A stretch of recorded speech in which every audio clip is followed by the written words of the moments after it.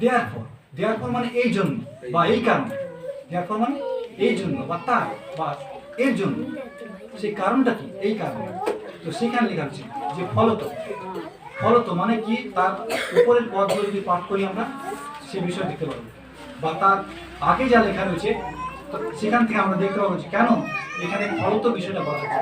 ফলত এই জন্যই যে প্রভু যিশু এসেছেন, ফলত এই জন্যই যে ঈশ্বরের অভিষিক্ত ব্যক্তি এসেছেন, ফলত এই জন্যই যে তার আমাদের জন্য যে একজন ত্রাণকর্তা জন্মগ্রহণ করেছেন, আমাদের জন্য একজন ত্রাণকর্তা জন্মগ্রহণ করেছেন। তিনি এসেছেন, জীবনযাপন করেছেন, দেহ ধারণ করেছেন, মনুষ্যরূপে এসেছেন, মনুষ্যবৎ জীবনযাপন করেছেন, আর আমাদের সকলের পাপভার তুলে নিয়ে নিজেকে ক্রুশের পর বলি দিয়েছেন, আমাদের প্রায়শ্চিত্ত সাধন করেছেন, আমাদের প্রায়শ্চিত্ত সাধিত হয়েছে এই কারণে, এই জন্য। এছাড়া অন্য কোনো কারণ নেই, কারণ নেই। তাই তিনি তার আগে বলছেন যে এখন আমি মাংসে আর কাউকে জানি না।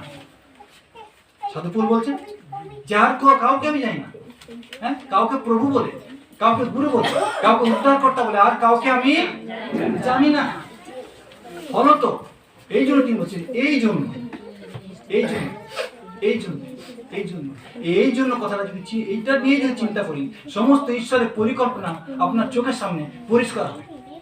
কেন বলছেন যে প্রার্থনা, যখন প্রার্থনা করবেন আর তার বাক্য নিয়ে আলোচনা করবেন আর ঈশ্বর তার বাক্য আপনার জীবনে দান করবেন, হ্যাঁ, বুঝতে সাহায্য করুন যে এই বাক্যের মধ্যে তিনি আপনাকে কি বলতে চান, এটা কি বলতে চান। এটা আত্মিক খাদ্য, এটা আত্মিক খাদ্য। কেউ পড়ে দিবে, কেউ বলে দিবে, আর কেউ বুঝিয়ে দিবে, কেউ আপনার হয়ে খেয়ে দিবে, এরকম হবে না। নিজেকে গ্রহণ করতে হবে। যদি আপনি প্রার্থনা করেন আর যদি তার বাক্য পাঠ করেন, আর ঈশ্বর আপনাকে সেই বিজয় জীবন দান করবেন, সমস্ত পাপের উপর বিজয় দান করবেন, সমস্ত মন্দের উপর বিজয় দান করবেন, সমস্ত শোকের উপর বিজয় দান করবেন, সমস্ত হতাশার উপর বিজয় দান করবেন, সমস্ত তার শক্তি যখন দান করবেন, সেই অভ্যাস ভালোবাসায় পরিণত হবে, অভ্যাস ভালোবাসায় পরিণত হবে, অভ্যাস অনুরাগে পরিণত হবে, আর তার মুক্তি সাধন করবে আমাদের জীবনে, হ্যাঁ, তার মুক্তি সাধন করবে। ফলত কেহ যদি খ্রিস্টে থাকে, এতটা একটা তাহলে নতুন সৃষ্টি হইল। এটা একটা দুটো পুরাতন বিষয়গুলি উঠে আছে, তিনটে দেখো সেগুলি উঠে আছে চারটা, না আরেকটা আছে, ওটা পরে বলছি। তাহলে ফলত কেহ যদি খ্রিস্টে থাকে, কেন বলছিলাম যে ফলত যদি নিয়ে যদি চিন্তা করি খ্রিস্টের বিষয়, যে কেন তিনি, কেন তার কাজ, কেন অন্য কেউ নেই, সমস্ত বিষয় সেইখানে ঈশ্বর আমাদের জানিয়েছেন। আর যদির মধ্যে যদি কেউ খ্রিস্টে থাকে, যদি আমরা সেই খ্রিস্টে থাকি, কার সঙ্গে থাকতে হবে? খ্রিস্টের সঙ্গে থাকতে হবে। খ্রিস্ট মানে খ্রিস্ট অর্থাৎ মসিহ, খ্রিস্ট অর্থাৎ মসিহ, খ্রিস্ট মানে অভিষিক্ত ব্যক্তি, খ্রিস্ট মানে ঈশ্বর যাকে প্রেরণ করেছেন। পৃথিবীতে আগে, পরে এবং আরো পরে খ্রিস্ট একজনই, যাকে ঈশ্বর তিনি প্রেরণ করেছেন, তিনি প্রভু যিশু, তিনি মসিহ, তিনি প্রভু যিশু। খ্রিস্ট একজনই উদ্ধারকর্তা, ত্রাণকর্তা বা মসিহ, সেই খ্রিস্ট তিনি একমাত্র। তাহলে কেউ যদি সেই খ্রিস্টে থাকে, আমরা যদি সেই খ্রিস্টে থাকি, আমরা সেই খ্রিস্টকে চিনেছি, এখনই তার সঙ্গে আমাদের সম্পর্ক থাকে, খ্রিস্টের মধ্যে থাকি, ইংলিশে ইন ক্রাইস্ট, খ্রিস্টের মধ্যে যদি আমরা থাকি, তাহলে যদি কেউ খ্রিস্টে থাকে তাহলে নতুন সৃষ্টি হলো। কি হলো? নতুন সৃষ্টি হলো। তাহলে আমরা এখন খ্রিস্টকে জেনেছি, তাকে গ্রহণ করেছি, তার মধ্যে প্রবেশ করেছি, আর এখন আমরা কি হলাম? নতুন সৃষ্টি হলাম।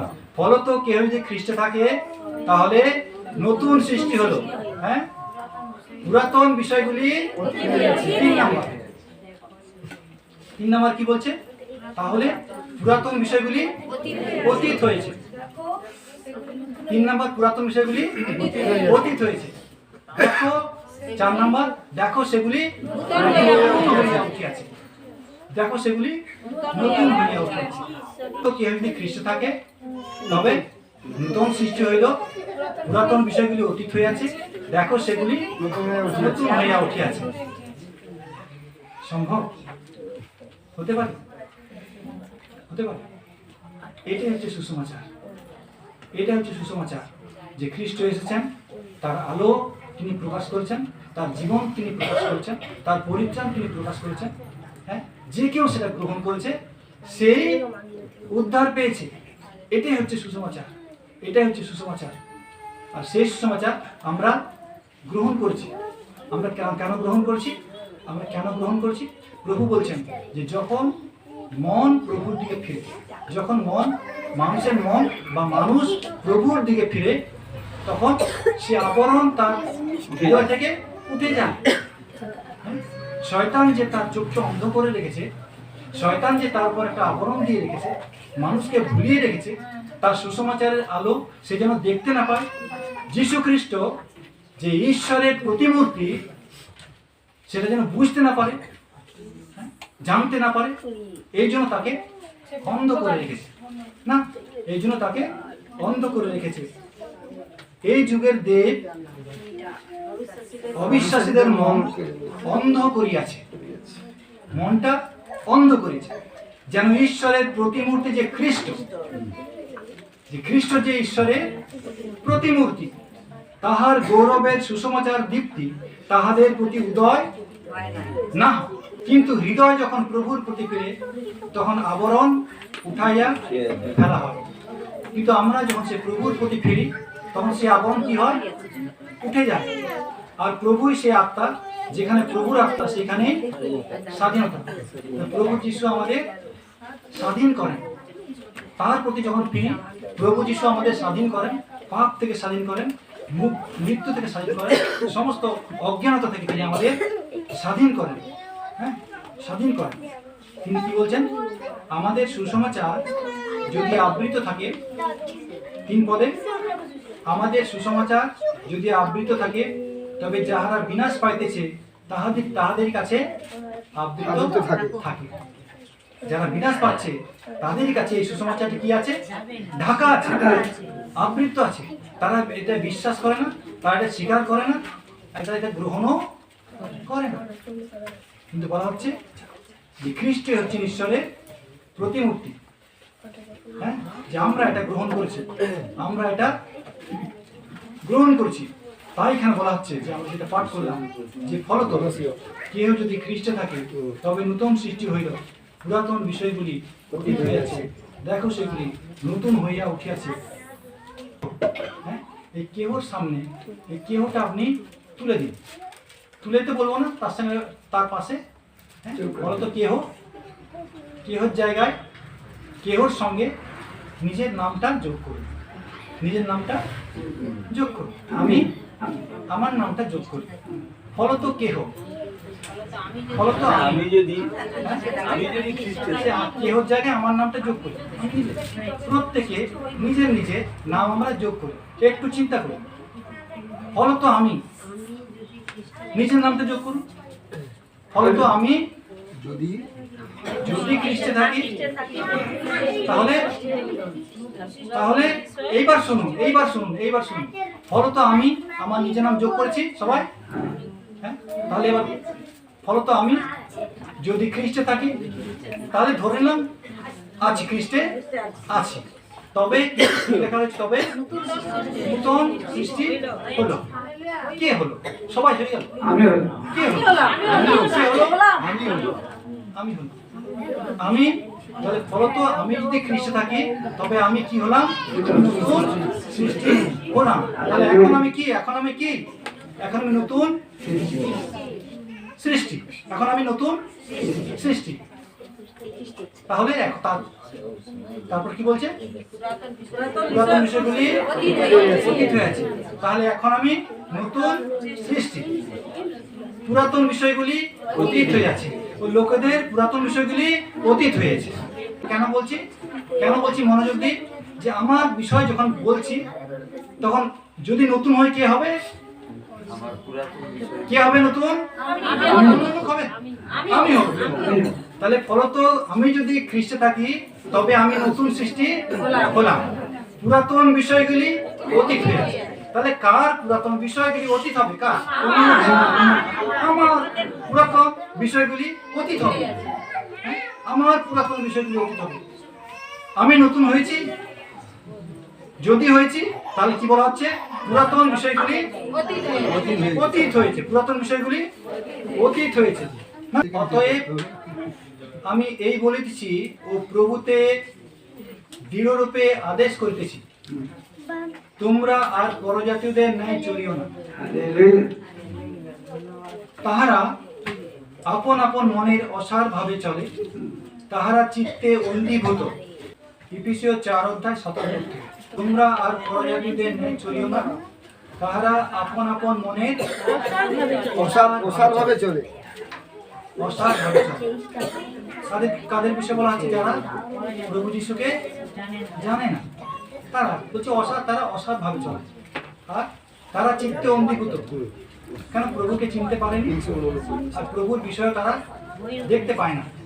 ঈশ্বরের জীবনের বহির্ভূত হয়েছে, আন্তরিক অজ্ঞানতা প্রযুক্ত হয়েছে, হৃদয়ের কঠিনতা প্রযুক্ত হয়েছে, হৃদয়ে কঠিনতা প্রযুক্ত হইয়াছে। তাহারা অসাড় হইয়া সলভে সর্বপ্রকার অসুচি ক্রিয়া করিবার জন্য আপনাদেরকে শৈরিতায় সমর্পণ করিয়াছে। শৈরিতায় সমর্পণ করে, শৈরিতা যা খুশি করে, যা শৈরিতা মানে আমরা জানি ইচ্ছা খুশি, তারা যা খুশি তারা তেমনই করে। কার কাছে? নিজেদেরকে সমর্পণ করেছে। বলছে তাহারা অসাড় হইয়া সলভে সর্বপ্রকার অসুচি ক্রিয়া করিবার জন্য আপনাদেরকে শৈরিতায় সমর্পণ করিয়াছে। মন্দ কাজ করার জন্য সলভে, মানসিক যে অভিলাষ, কামনা বাসনা, সেইগুলোর জন্য তারা নিজেকে সেই কাজের প্রতি সমর্পণ করে দিয়েছে। কি করেছে? সমর্পণ। যার কাছে নিজেকে সমর্পণ করি, যার কাছে নিজেকে আমরা সমর্পণ করি, তার কাছ থেকে আমরা প্রাপ্য পুরস্কার বা প্রাপ্য যা কিছু সেটা আমরা গ্রহণও করি, অবশ্যই গ্রহণ করি না। সেখানে বলা হচ্ছে কিন্তু তোমরা খ্রিস্টের বিষয়ে এরূপ শিক্ষা পাও না, তাহারই বাক্য তো শুনিয়াছ এবং যিশুতে যে সত্য আছে তদনুসারে তাহাদের শিক্ষিত হইয়াছ, যেন তোমরা পূর্বকালীন আচরণ সম্বন্ধে সেই পুরাতন মনুষ্যকে, এটা বলা হচ্ছে পুরাতন মনুষ্য। কি বলা হচ্ছে? পূর্বকালীন এই আচরণ, এটা এই যে তোমরা করতে বা তারাও করতো, তোমরা জানো, সেটা হচ্ছে পুরাতন মনুষ্য। সেটা কি মনুষ্য? পুরাতন মনুষ্য। তাকে কি বলা হচ্ছে? ত্যাগ কর, যাহা প্রতারণার বিহিত অভিলাষ মতে ভ্রষ্ট হইয়া পড়িতেছে। সেটা ভ্রষ্ট হয়ে পড়ছে। আর আপন আপন মনের ভাবে যেন ক্রমশ নবীনীকৃত হও, নতুন হও, এবং সেই নতুন মনুষ্যকে পরিধান কর। কি বলছে? পুরাতন মনুষ্যকে পরিত্যাগ করো, নতুন মনুষ্যকে পরিধান করো। নতুন মনুষ্যকে প্রভু যিশু, পুরাতন মনুষ্যকে কার বিষয়ে বলা হচ্ছে এখানে? এই যুগেতে মন কেড়ে নিয়েছে তাদেরকে বলা হয়েছে। দেখি বাক্যে যখন দেখতে পাই যে পুরাতন মনুষ্যের প্রতীক হিসাবে সে আদমকে বলা হয়েছে না, তিনি এবং তার সমস্ত বংশধর। নতুন মনুষ্য আসলেন, তিনি কে? তিনি প্রভু যিশু। তিনি বলছেন যে সব কিছুকেই আমি নতুন করলাম। তিনি সব কিছুকে নতুন করলেন, সব কিছুকে নতুন করলেন। তাই বলা হচ্ছে সেই পুরাতন মনুষ্যকে তোমরা ত্যাগ করো, নতুন মনুষ্যকে তোমরা পরিধান করো, যাহা সত্যের ধার্মিকতায় ও সাধুতায় ঈশ্বরের সাদৃশ্যে সৃষ্ট হইয়াছে। সেই নতুন মনুষ্য সত্যে, সাধুতায়, ধার্মিকতায় ঈশ্বরের সাদৃশ্যে সৃষ্ট হয়েছেন। তিনি প্রভু যীশু খ্রিস্ট। তাকেই তোমরা পরিধান করো, তাকেই তোমরা পরিধান করো। কলসীয়তে দেখি সেখানে এই একই বিষয়ে লেখা রয়েছে। তাই তোমরা পৃথিবীস্থ আপন আপন অঙ্গ সকল মৃত্যু সাত করো, যথা বেশ্যাগমন, অসুচিতা, মোহ, কুঅভিলাষ ও লোভ, এ তো প্রতিমা পূজা 3 অধ্যায় 5 পদ থেকে। এই সকলের কারণ অবাধ্যতার সন্তানগণের উপরে ঈশ্বরের ক্রোধ উপস্থিত হয়। পূর্বে যখন তোমরা এই সকলের জীবন ধারণ করতে, তখন তোমরাও এই সকলে চলিতে। পূর্বে তোমরাও এগুলোতে চলতে। এগুলো হচ্ছে পুরাতন মনুষ্য। কি মনুষ্য? পুরাতন মনুষ্য। কিন্তু এখন তোমরা এই সকল ত্যাগ করো। এই পুরাতন মনুষ্য ত্যাগ করো। সেগুলো কি? এখানে লিস্ট দিয়েছে। এরকম লিস্ট আমরা দেখলাম, অনেক লিস্ট পাবো। হ্যাঁ, অনেক লিস্ট। সেগুলো আমি লিখছিলাম। এইখানে এটা লেখা রয়েছে ক্রোধ, রাগ, হিংসা, নিন্দা ও তোমাদের মুখ নির্গত কুৎসি তারা। একজন অন্যজনের কাছে মিথ্যা কহিও না, কেননা তোমরা, তাহলে এইগুলো তোমরা ত্যাগ করো। আর একজন অন্যজনের কাছে মিথ্যা বলো না। কেন? তোমরা পুরাতন মনুষ্যকে তাহার ক্রিয়াশুদ্ধ বস্ত্রবৎ, পুরাতন মনুষ্যকে তাহার ক্রিয়াশুদ্ধ বস্ত্রবৎ কাপড়ের মতো সেটা খুলে তোমরা ফেলে দিয়েছো। তো সেই কাপড় যখন তোমরা ফেলে দিয়েছো, হ্যাঁ, সেটাকে আর গ্রহণ করো না, সেটা আর পরিধান করো না। সেটা হচ্ছে পুরাতন মনুষ্য। তাকে তোমরা তার কাজ সহ সেটাকে তোমরা ত্যাগ করেছো এবং সেই নূতন মনুষ্যকে পরিধান করিয়াছ। তাহলে সেই নোংরা কাপড় তোমরা ফেলে দিয়েছো, পুরাতন কাপড় ফেলে দিয়েছো, আর নতুন মনুষ্যকে পরিধান করেছো, যে আপন সৃষ্টিকর্তার প্রতিমূর্তি অনুসারে তত্ত্বজ্ঞানের নিমিত্ত নূতনীকৃত হইতেছে। এখানে গ্রিক কি জিহুদি, ছিন্নতক কি অছিন্নতক, বর্বর, স্কুতীয়, দাস, স্বাধীন বলিয়া কিছু হইতে পারে না। কিন্তু খ্রিস্টই সর্বসর্বা। তাহলে এখানে পুরাতন বিষয়গুলো ত্যাগ করতে বললেন, পুরাতন বিষয়গুলো তিনি ত্যাগ করতে বললেন। তাই এই বাক্যে প্রভু যীশু যখন বলছেন যে ফলত কেউ যদি খ্রিস্টে থাকে তবে নতুন সৃষ্টি হইল, পুরাতন বিষয় হয়ে আছে, দেখো সেগুলি নতুন হইয়া উঠে আছে। আর এখন আমরা এই মুহূর্তে নিজেদেরকে সেই জায়গায় আমরা ফলত আমি যদি খ্রিস্টে থাকি তবে আমি নতুন সৃষ্টি হলাম। হ্যাঁ, পুরাতন বিষয়গুলি কে কি সেগুলো এখানে বিশেষ করে বলা হয়েছে।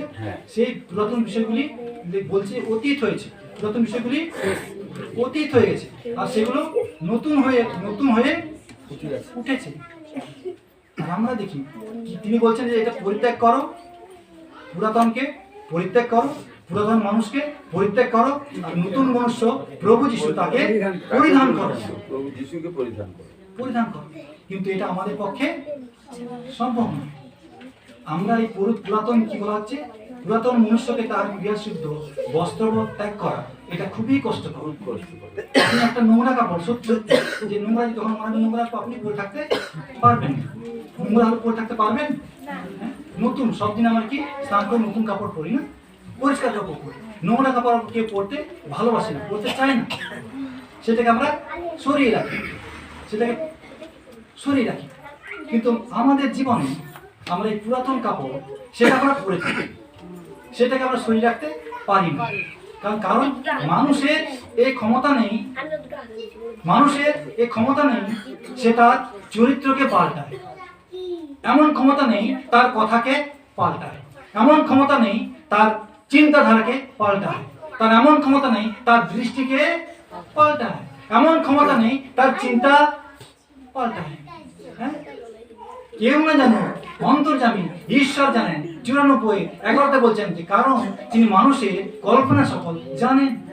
তিনি আমার কল্পনা জানেন, তিনি আপনার কল্পনা জানেন, প্রত্যেক মানুষের কল্পনা তিনি জানেন। আর তাহা কি লেখা রয়েছে আদি পুস্তক বলছে, তাহা সবসময় সে মন্দের দিকে, সবসময় মন্দের দিকে। নোকে বলছে এই তো মানুষের অবস্থা। মন্দের দিকে যখন সলবে যখন নিজেকে সমর্পণ করে দিয়েছো মন্দের প্রতি, তার পরিণাম কি? বিনষ্ট এবং ধ্বংস। তার পরিণাম বিনষ্ট এবং ধ্বংস। এখান থেকে তাই এখানে বলছে যে এখানে আর কিছু চলবে না, এখানে কোনো জাতি চলবে না, এখানে কোনো উচ্চ বংশ নিম্ন বংশ চলবে না। হ্যাঁ, এইখান থেকে উদ্ধার পাওয়ার জন্য তিনি বলছেন যে এখানে গ্রিক কি জিহুদি আর হতে পারে না, যে আমি গ্রিক পাবো হবে না, আমি জিহুদি ঈশ্বরকে জানি, ঈশ্বরের বাক্য জানি, ঈশ্বরের মহত্ব জানি, হবে না। হ্যাঁ, কি আমি ছিন্নত, হ্যাঁ গর্ব করছি, হবে না। আমি অছিন্নত, না না আমি ওটা নই, তাও হবে না। আমি আমি নিচু, আমি বর্বর, নিচু জাতি, তাও হবে না। হ্যাঁ, স্কুতিও দাস, আমি দাস হতে পারি, আমি স্বাধীন হতে পারি, আর কোনো কিছুই এখানে কাজ করবে না। এই জাতি, এই উচ্চ বংশ, এই নিম্ন বংশ, এই জাতির অভিমান, হ্যাঁ জাত্যাভিমান, এটা তোমাকে রক্ষা করতে পারবে না, এটা তোমাকে এটা থেকে উদ্ধার করতে পারবে না। কারণ সকলেই বিকার প্রাপ্ত, সকলেই কি লেখা আছে? বিকার প্রাপ্ত। বিকার মানে হ্যাঁ? মানে খারাপ হয়ে গেছে, বিকার খারাপ নিজেদের খারাপ মধ্যে হয়ে গেছে। খারাপ বিকার বলতে খারাপ। সকলেই বিকার প্রাপ্ত হয়েছে। সেখান থেকে শুদ্ধ হওয়া কোনো জাতির কাজ নয়, সেখান থেকে শুদ্ধ হওয়া কোনো সংস্কারের কাজ নয়। হ্যাঁ, কালকে থেকে আমি আর মিথ্যা কথা বলবো না, কালকে থেকে আমি আর খারাপ কথা চিন্তা করব না, খারাপ সঙ্গে যাব না। কিন্তু এইগুলো মানুষকে উদ্ধার করতে পারে না। হ্যাঁ, মানুষের দৃষ্টিতে তা ধার্মিকতা বলে, ধার্মিকতার কার্য বলে বিবেচ্য হতে পারে, কিন্তু ঈশ্বরের কাছে সেটা কখনো সেই নোংরা কাপড়ের মতো, যে কাপড় নিয়ে আমরা ঈশ্বরের উপস্থিতিতে আমরা প্রবেশ করতে পারি না। হ্যাঁ, প্রভু ঈশ্বর সেটাই বলছেন। এই রকম লোকেরা যারা, তারা তিনি বলছেন কি চুনকাম করা কবরে সদৃশ্য, উপরে সুন্দর সুন্দর করে নির্মিত, হ্যাঁ মোজাইক করা হয়তো আছে, কিংবা চুনকাম করা আছে, কিন্তু ভিতরে কি আছে? ভিতরে পচা দুর্গন্ধ। মানুষের বিষয়ে তিনি এই কথাই বলছেন যে মানুষেরও এইভাবেই অবস্থা রয়েছে। উপরটা ভালো, সে তার ধর্মকর্ম দ্বারা, তার জাতির দ্বারা, তার জাতির গৌরবের দ্বারা, তার ধর্মকর্মের দ্বারা, তার কার্য সংস্কারের দ্বারা সে ঈশ্বরের কাছে প্রবেশ করতে পারে না, ঈশ্বরের কাছে আসতে পারে না। এইখানে কি বলা হচ্ছে? এটা হতে পারে না। কিন্তু খ্রিস্টই সর্বেসর্বা, খ্রিস্টই সর্বেসর্বা, তিনি সবার উপরে, তিনি উদ্ধার করতে পারেন, তিনি মুক্ত করতে পারেন। আর আমরা এটা পারি না, কারণ আমাদের মনের কল্পনা ঈশ্বর জানেন। হ্যাঁ, তিনি আমাদের সমস্ত কল্পনা জানেন। ফলত কেউ যদি খ্রিস্টে থাকে তবে নতুন সৃষ্টি হইল। যখন আমরা খ্রিস্টের কাছে আসবো, খ্রিস্টকে গ্রহণ করব, তখন তিনি সবকে, তখনই সব একমাত্র তখনই সবকিছু নতুন হবে, তখনই একমাত্র সবকিছু নতুন হবে। আর নতুন না হলে কেউ ঈশ্বর কাছে যেতে পারবে না। নতুন স্বভাব, নতুন মন, নতুন চিন্তা, নতুন দৃষ্টি, নতুন লক্ষ্য, হ্যাঁ নতুন জীবন, নতুন মনুষ্য না হলে ঈশ্বরের কাছে কেউ যেতে পারবে না। আর মানুষের বংশ, মানুষের শিক্ষা, মানুষের বিদ্যা, মানুষের সংস্কার, মানুষের রীতিনীতি, কোনো কিছু মানুষকে নতুন করতে পারে না। উন্নত করতে পারে, হ্যাঁ উন্নত করতে পারে, কিন্তু পরিত্রাণ করতে পারে না। তাই তিনি এখানে বলছেন, ফলত কেউ যদি খ্রিস্টে থাকে তবে নতুন সৃষ্টি হইল। পুরাতন বিষয়গুলি একমাত্র তখনই, সেই পুরাতন বিষয়গুলি দূর হয়ে যায়, তখনই পুরাতনের সঙ্গে সম্পর্ক ছিন্ন হয়ে যায়, তখনই পুরাতনের সঙ্গে আসক্তি দূর হয়ে যায়। তখন ঈশ্বরের যে আলো, কেন যে ঈশ্বর বলেছেন যে দীপ্তি হোক, প্রকাশিত হোক, বলছেন যে ঈশ্বর বলেছেন দীপ্তি প্রকাশিত হোক, সেই ঈশ্বর আমাদের হৃদয়ে খ্রিস্টের যে আলো সেটা তিনি প্রকাশ করলেন। তখন তিনি দেখতে সাহায্য করেন যে যেগুলো নিয়ে আমরা ব্যস্ত আছি এগুলো অতি তুচ্ছ, তিনি বুঝতে সাহায্য করেন যে তার জিনিস যেটা, সেটাই হচ্ছে অতি মূল্যবান। অতি মূল্যবান। আর সেই মূল্যবানকে তিনি হচ্ছে নতুন মনুষ্য, তিনি প্রভু যীশু, যিনি সমস্ত মানুষকে এই মন্দ থেকে, এই রোগ থেকে, এই পাপ থেকে মুক্তি দিতে পারেন। তিনি প্রভু যীশু খ্রিস্ট। আর এখানে কোনো জাতি হতে পারে না, এখানে কোনো ধর্ম হতে পারে না, এখানে কোনো বর্ণ হতে পারে না। তাই সেখানে বলছিলাম যে ফলত কেহ মানে প্রভু যীশু যখন আসলেন তার সবার জন্য সেই দ্বার মুক্ত হলো। প্রভু যীশু যখন আসলেন সবার জন্য সেই দ্বার মুক্ত হলো, সর্বদেশের জন্য সেই দ্বার মুক্ত হলো, সর্ব মানুষের জন্য সেই দ্বার মুক্ত হলো, সর্বলোকের জন্য, সর্ব সম্প্রদায়ের জন্য, সর্ব ভাষাভাষী লোকের জন্য, সর্বধর্ম লোকের জন্য সেই দ্বার মুক্ত হলো। যেন যে কেহ সেই ঈশ্বরের সঙ্গে পরিচিত হয়, যেন যে কেউ ঈশ্বরের কাছে প্রবেশ করতে পারে একমাত্র প্রভু যিশুর নামে। এখানে কোনো কিছু হবে না। ঠিক তিনি বলছেন কোনো ভাগ নেই, উচ্চ নিচ, শিক্ষিত অশিক্ষিত, হ্যাঁ, উচ্চ বংশ নিম্ন বংশ, হ্যাঁ, অভিজাত বর্গ, তিনি বলছেন যে কোনো ভাগ নেই, কেননা খ্রিস্টই সর্বেসর্বা। তো মানুষ বলে কি না আমি পারি, মানুষ বলে কি আমি পারি, আমার মহান জাতি, মহান বংশ, হ্যাঁ, মহান শিক্ষা, মহান পাণ্ডিত্য না।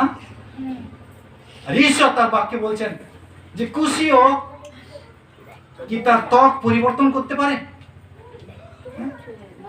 নেহেমিয়া 13:23, যে কুশিও কি আপনার ত্বক, চিতাবাঘ কি আপনার চিত্র বিচিত্র পরিবর্তন করতে পারে? হ্যাঁ, পারে। যে মানুষের দেহের যে রং,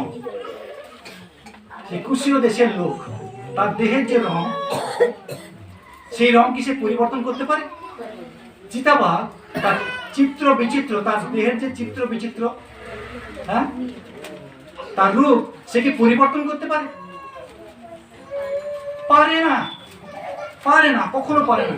আর তাই মানুষও পারে না পরিবর্তিত তার স্বভাবে পরিবর্তন করতে, তার অভ্যাসে পরিবর্তন করতে। তাই তিনি বলছেন তাহলে দুষ্কর্ম করিতে অভ্যস্ত হয়েছে যে তোমরাও পারবে। তারা যদি পারে তবে তোমরা পারবে, তারা যদি না পারে তবে তোমরাও পারবে না। আর মানুষের অবস্থায় তো আমি যদি বলি ভালো হবো, আমি যদি বলি উত্তম হব, আমি যদি বলি নতুন হব, পুরাতন পরিত্যাগ করে নতুন হব, এটা মানুষের পক্ষে সম্ভব নয়, মানুষের পক্ষে সম্ভব নয়। তাই সেইখানে বলা হচ্ছে তারপরে বলা হয়েছে আজ সকলেই ঈশ্বর হইতে হইয়াছে। এই যে নতুন থেকে পুরানো থেকে নতুন হওয়া, এটা কে করেছেন?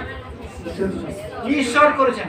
ঈশ্বর যদি না করেন তাহলে এমন কোনো জাতি নেই, এমন কোনো ধর্ম নেই, এমন কোনো ব্যবস্থা নেই, এমন কোনো গ্রন্থ নেই, এমন কোনো বিদ্যা নেই, এমন কোনো বুদ্ধি নেই যা মানুষকে পাপ থেকে, মন্দ থেকে, মৃত্যু থেকে উদ্ধার করতে পারেন। আর তিনি প্রভু যিশু। Hallelujah, hallelujah.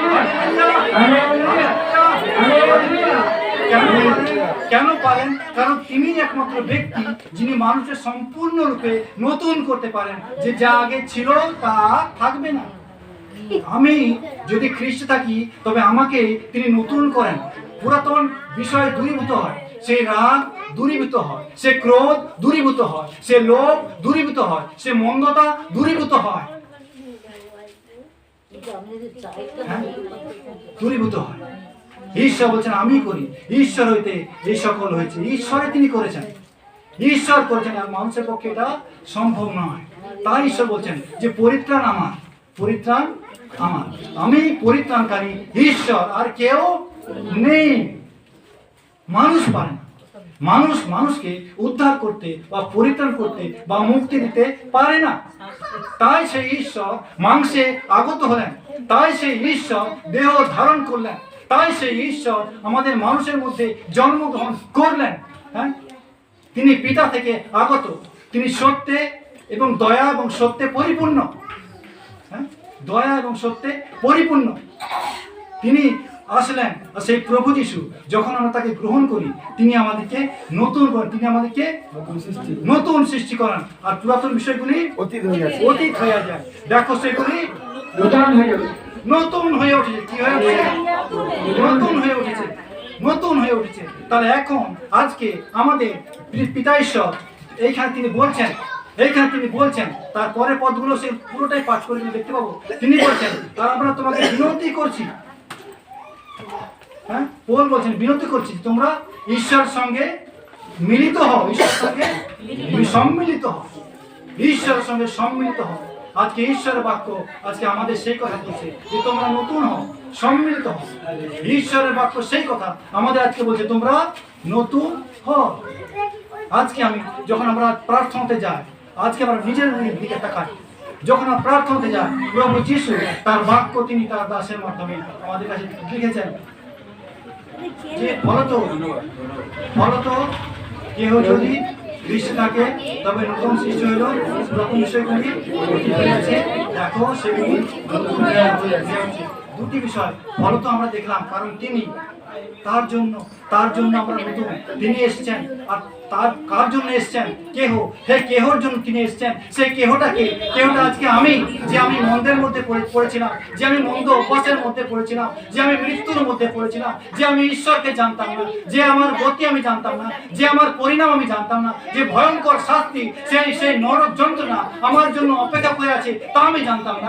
আর যা আমি জানতাম না আমার এই জীবন অতি ক্ষণিক, আমি জানতাম না যে আমার এই জীবন এর পরে কি রয়েছে, আমি জানতাম না যে মানুষের জন্য দুটি জীবন রয়েছে, একটি দৃশ্য এবং একটি অদৃশ্য, সেই জীবন আমি জানতাম না। আর তার দাস তিনি বলছেন যে আমরা তো সেই দৃশ্য জগতে দৃশ্য বিষয় লক্ষ্য রেখে চলি না, কিন্তু অদৃশ্য বিষয় লক্ষ্য রেখে চলছি। কারণ যা দৃশ্য তা ক্ষণিক, এ 60 বছর 70 বছর, কিন্তু যা অদৃশ্য তা অনন্তকাল স্থায়ী। এই সমস্ত কারণে ফলত খ্রিস্ট আসলেন। কার জন্য? কেহর জন্য। কেহকে, যে কেউ, যে কোনো ধর্ম, যে কোনো জাতি, যে কোনো দেশ, যে কোনো গ্রাম, তুচ্ছ আমি, তুচ্ছ মনুষ্য আমি, যে আমাকে কেউ জানে না, যে আমাকে কেউ চিনে না, যে আমাকে কেউ ডাকে না, যে বাক্য শুনো, কেউ আমাকে জানে না, সেই আমার কাছে খ্রিস্ট প্রকাশিত হলেন। ফলত আমি তোমার জন্য, তুমি যে কেহ, তোমার জন্য, তুমি যে সেই গ্রামের মধ্যে থাকো, তুমি যে সেই রাজনগরের মধ্যে থাকো, তুমি যে সেই লক্ষ্মীসাগরের মধ্যে থাকো, তুমি যে সেই সুলোচনার মধ্যে থাকো, তুমি যে ভীমপুরের মধ্যে থাকো, সমস্ত বিশ্ব ব্রহ্মাণ্ডের সৃষ্টিকর্তা আমি তোমাকে জানি, আমি তোমাকে ভালোবেসেছি, আমি তোমাকে ভালোবাসি, তাই নিজে আমি এসেছি, তাই নিজে আমি নিজেকে দান করি, তাই নিজে তোমার জন্য আমি নিজেকে দান করলাম। এই কারণ ফলত আমি তোমার জন্য এসেছি।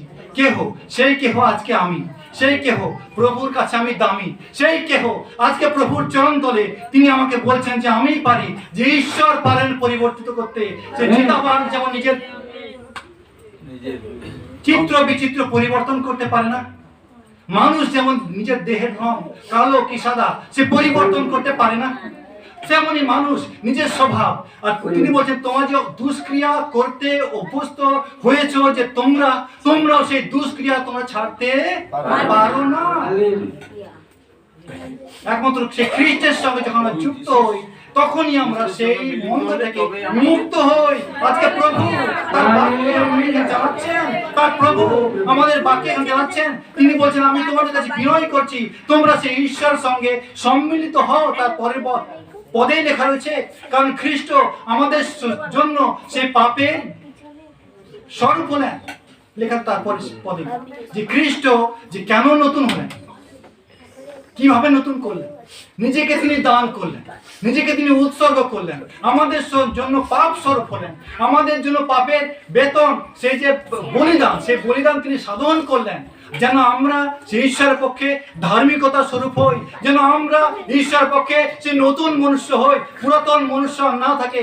রাগ দূর হয়ে যায়, ক্রোধ দূর হয়ে যায়, মন্দতা দূর হয়ে যায়, অন্যায় দূর হয়ে যায়, মিথ্যা কথা দূর হয়ে যায়, মিথ্যা আলাপ দূর হয়ে যায়।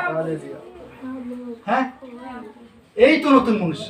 তো প্রভুর কাছে প্রার্থনা করি, প্রভু যিশু, ফলত তুমি যে এসেছো তুমি তা জানিছো, তোমার সেই ফলত তার কারণ কি তুমি জানিছো, আর কেন প্রভু তুমি জানিছো সে যদি কেহ সে আমি প্রভু তোমার কাছে আসি। প্রভু যে খ্রিস্ট, আজকে তোমার কাছে নিজেকে আমি সমর্পণ করি। আমরা সকলে চোখ বন্ধ করি এবং মাথা নত করি, আমি সেই খ্রিস্টের কাছে নিজেকে সমর্পণ করি। আজকের তিনি আজকে আমাদের অনুসন্ধান করেন, আর ঈশ্বর আমাদের মনের কল্পনা সকল জানেন। সেই 94 গীতের 11 পদে যে ঈশ্বর মনুষ্য আমাদের কল্পনা সকল জানেন, আমাদের চিন্তা সকল জানেন। আজকে যখন আপনি মনে মনে প্রার্থনা করেন, এটা আর কেউ জানে না, কেউ জানে না, কারো জানার ক্ষমতা নেই, কিন্তু ঈশ্বর তিনি মানুষের মনের কল্পনা জানেন। হালেলুয়া। আমি যখন মনে মনে প্রার্থনা করি, আমি যখন মনে মনে ঈশ্বরকে ডাকি, ঈশ্বর জানেন, কারণ তিনি সৃষ্টিকর্তা, কারণ তিনি আমার মর্ম রচনা করেছেন। তার চরণতলে বন্ধ হয়ে তিনি খ্রিস্ট, তিনি মসীহ, তিনি ত্রাণকর্তা, তিনি উদ্ধারকর্তা, তিনি একমাত্র ঈশ্বর থেকে আগত ব্যক্তি, আর কেউ নয়। তার আগেও কেউ খ্রিস্ট হতে পারেন না, আর তারপরেও কেউ খ্রিস্ট হবেন না। তার বাক্যে তিনি সে কথা আমাদের জানিয়েছেন। প্রভু যিশু তাই বলছেন, আমি সেই খ্রিস্ট, হালেলুয়া, আমি সেই মসীহ, হালেলুয়া, যিনি অন্ধকে চোখ দেন, যে আমি সেই খ্রিস্ট, আমি অন্ধকে চোখ দান করি, আমি সেই খ্রিস্ট, আমি অসুস্থকে সুস্থ করি, আমি সেই খ্রিস্ট, আমি সেই কুষ্ঠ রোগীকে সম্পূর্ণ সূচি করি, আমি সেই খ্রিস্ট, আমি সেই সমুদ্রকে শান্ত করি, আমি সেই খ্রিস্ট, যে আমি মৃতকে জীবন দিই। হালেলুয়া, হালেলুয়া, অলৌকিক ক্রিয়াকারী মসীহ, হালেলুয়া।